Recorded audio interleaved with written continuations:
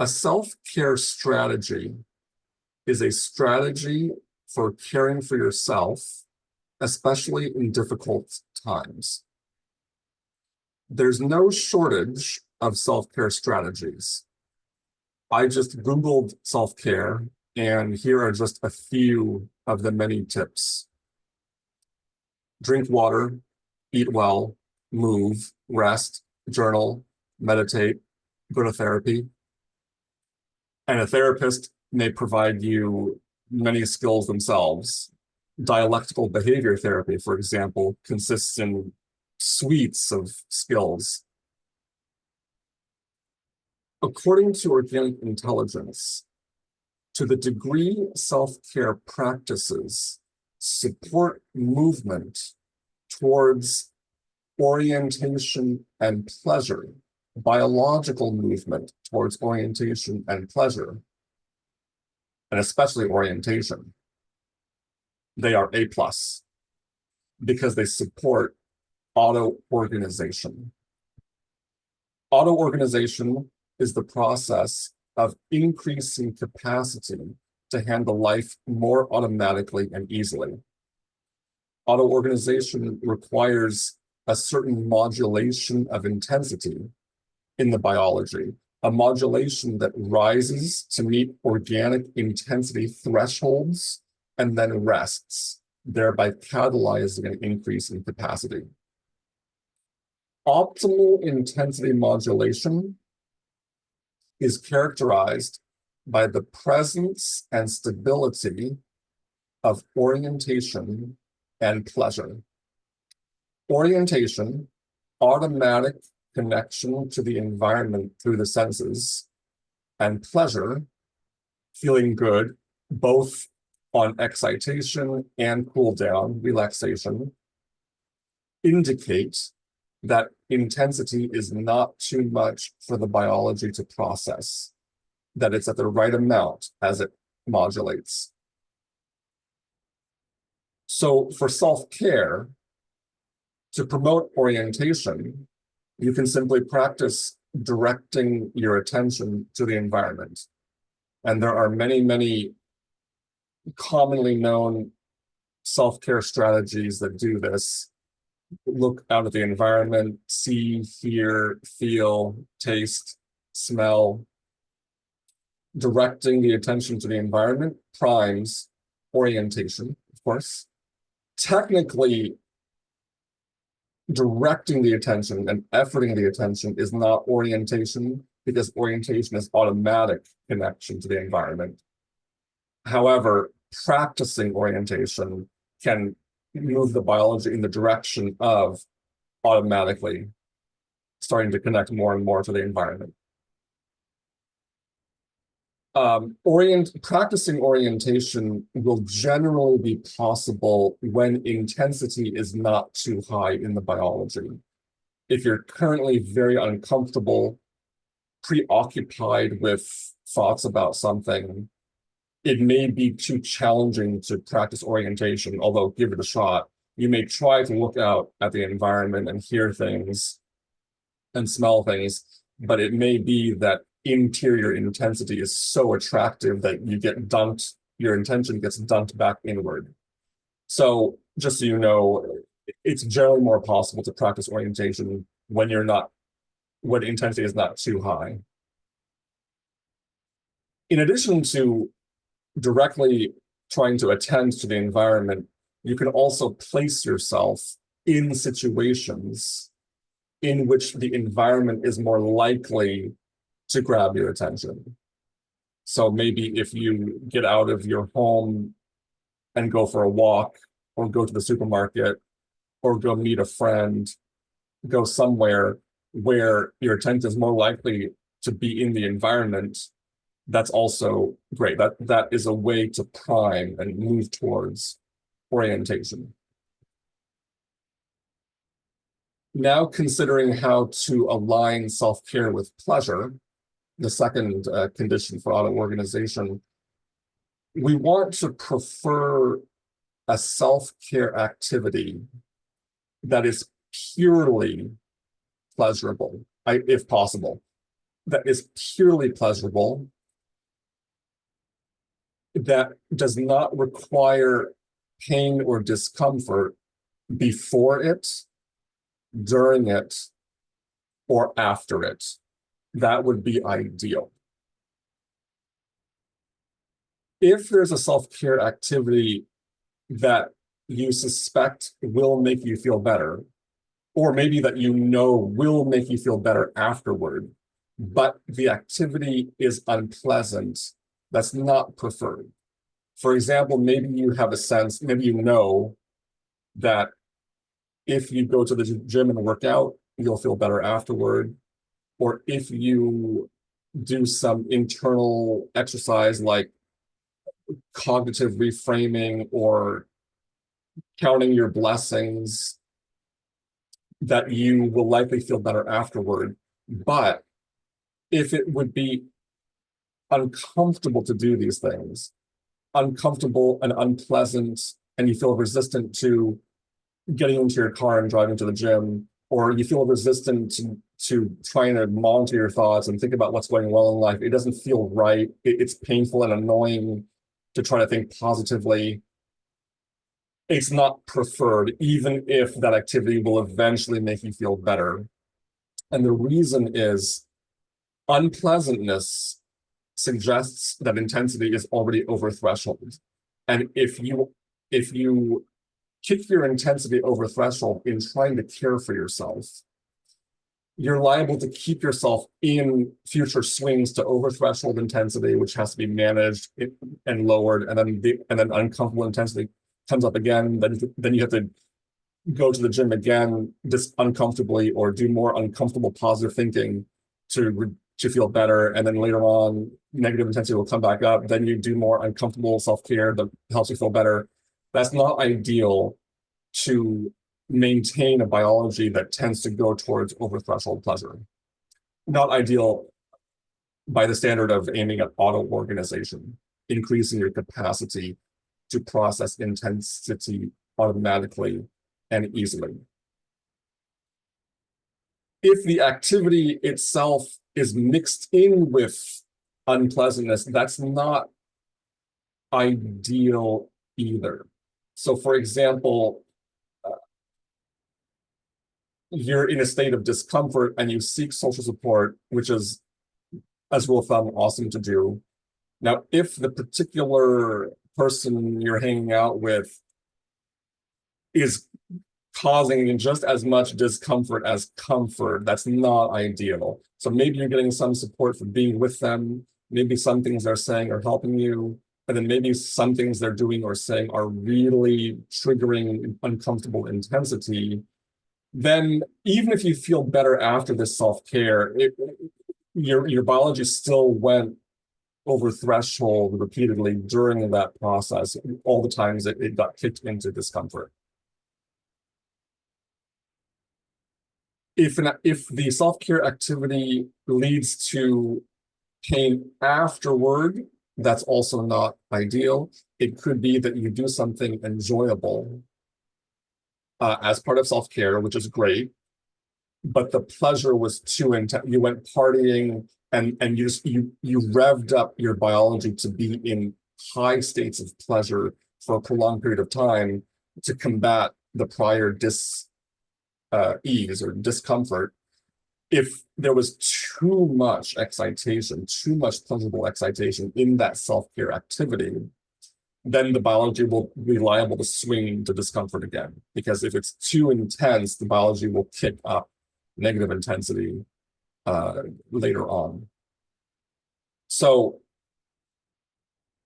as far as the second condition, pleasure, ideally we want to do self-care activities that are purely pleasurable, easy to do, comfortable all the way through.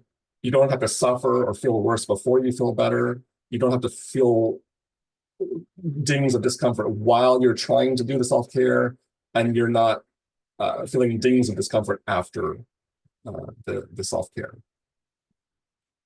When you're practicing pleasure, you're also waiting for intensity to calm down to the point where you can get back to orientation. Orientation is always the priority because it stabilizes the biology to within threshold levels. So think of pleasure, the second condition, as an important means to the first condition, which is just getting back to baseline of orientation, connection to the environment through the senses. I'm here now, it's neutral to pleasant, things are okay, orientation. Sometimes efforted self-care will not be possible.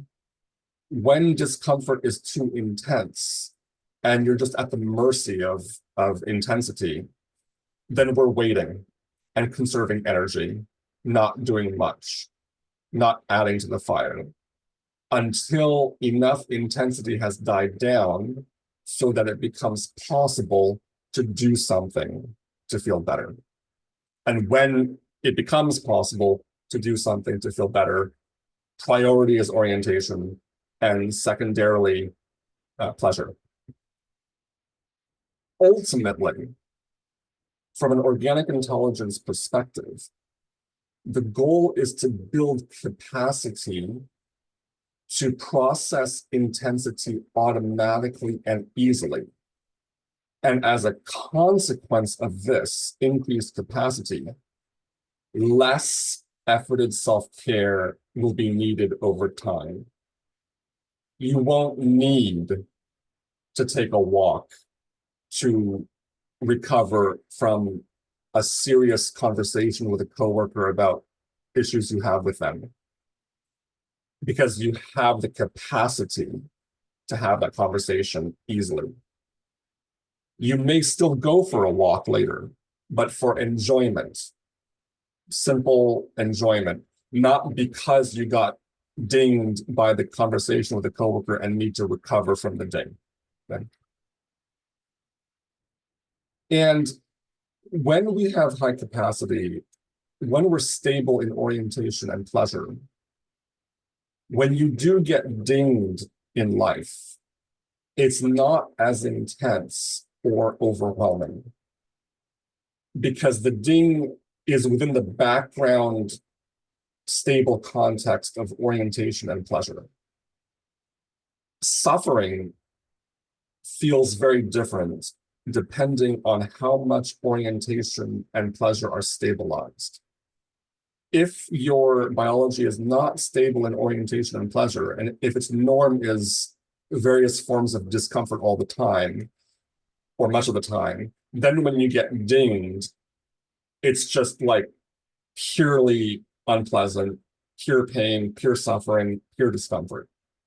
By contrast, if you have a biology that's stable in orientation to pleasure, when you get dinged by life, that suffering is within this ocean, say, or is at the on the surface of, more on the surface of this ocean, and the ocean is orientation and pleasure. It's like there's a fundamental comfort within which suffering resides and is able to move through more easily and smoothly and quickly. When you do get dinged and need to recover, if you have a biology that has high capacity and is auto-organizing, the biology, your biology will take care of you for you so that no efforted self-care or less efforted self-care is necessary. This automatic biological support can take many forms. It may be that you get dinged and you have an automatic impulse to do something that does fall in line with commonly known self-care strategies. For example, you have a sudden impulse to go for a walk, a sudden impulse to eat something, a sudden impulse to call someone. What's the focus here is on the fact that these activities and the ideas for these activities, go for the walk, eat something, call someone, arose automatically from the biology, and it's automatically and effortlessly performed. That contrasts against an efforted self-care activity that you may feel resistant to or uncomfortable with. You're suffering, a therapist or coach or the internet told you, reach out for social support when you're suffering. You don't feel like doing it. You really don't want to do it, but you're just going to follow your therapist's advice or follow the internet's advice. It's uncomfortable, but you'll reach out to a friend. That's fundamentally different from you get dinged and there's an automatic idea of, here I go, text my friend, call my friend, or get something to eat or go for a walk. The automatic biological support can include orientation, certainly. It may be that you're dinged, you're in discomfort, and then suddenly you'll find yourself connecting to the environment. For a moment, the interior intensity did not grab your attention. Your attention went elsewhere. You heard a car, you see the sun, you see some birds. Orientation can happen and does happen spontaneously as a form of support from the biology. The automatic biological support can also include automatically arising thoughts, images, emotions, and sensations. For example, something bad happens, and you may have the automatic thought, it's not that big of a deal. In 2 weeks, this will be nothing. That was biological support from the organism, furnishing a thought that helped modulate intensity. That's fundamentally different from effortfully focusing on doing thinking that may help you feel better. So the automatic support can come from thought. It can come from image. You're stressed and suddenly, organically, there's an image of a beach and palm trees and a hammock, or an image of a comforting time with a friend. That is automatic support and preferred, and fundamentally different from knowing that you can help yourself feel better through positive imagery. And so you're going to will yourself to think of a happy place like the beach, a hammock, and palm trees. The focus here is on automatic biological support. Likewise, you may be dinged, and while you're in discomfort, there may be some pleasant feeling somewhere in the body, a pleasant feeling in the heart, a pleasant feeling in the legs. And it could be a sensation like just warmth in the heart, warmth in the feet, or it could be an emotion of some presence of happiness, even in the midst of the suffering. The biology can furnish that also. And in these cases, if you can easily just attend to what is more pleasant in the experience, that's a way of aligning with your biology's automatic forms for stabilizing yourself. Automatic biological support can also include certain movements. You may find that you've placed your hand on your heart, or your hands are on your cheeks, or you're rubbing your fingers together, or you're rubbing your legs, or you're playing with your hair.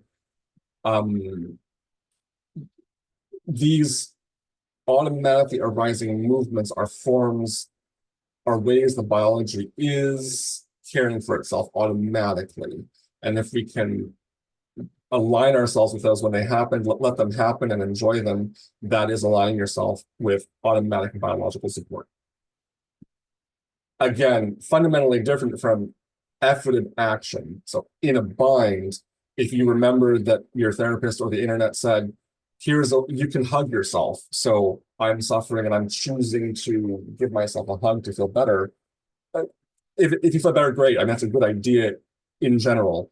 Specifically here in the context of organic intelligence, eventually we want to prefer the organically arising support, the self-touch, the self-supporting touch that happens organically, as opposed to by efforted intention. Organic support is better than efforted support.